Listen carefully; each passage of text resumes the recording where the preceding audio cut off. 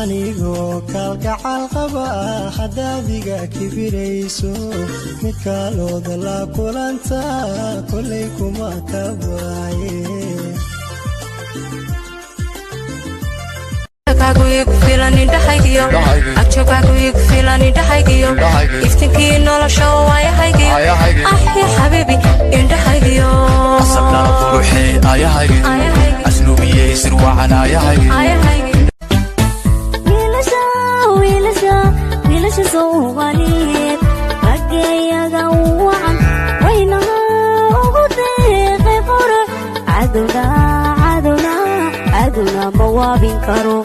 marka af Soomaali maxaa lagu dhahaa sabti axad firdin kamaana ma yaata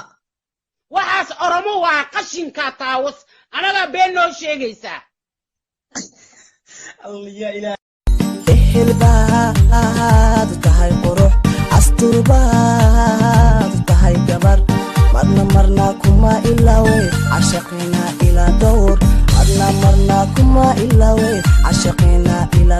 दिल लगा लिया मैंने तुमसे प्यार करके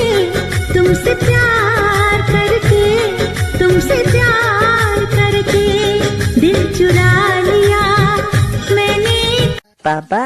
سعمله سيرتها تبغى سوسيبتي يا هنقول ما أنا ما محاولك ما بابا بقول دور كنت لو حناق وسوسيبي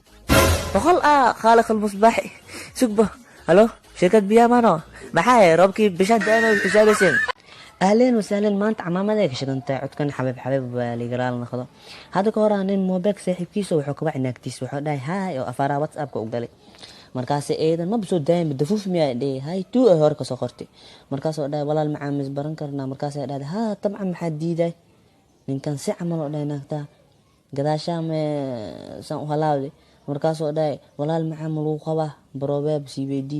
markaas ay dhahay may wallahi bala ninkii 4 sano ka hor shahiiday markaas eedan dhahay adna wallahi wuxuu dhahay shahiidka kula talo iimaanka ala ka qaad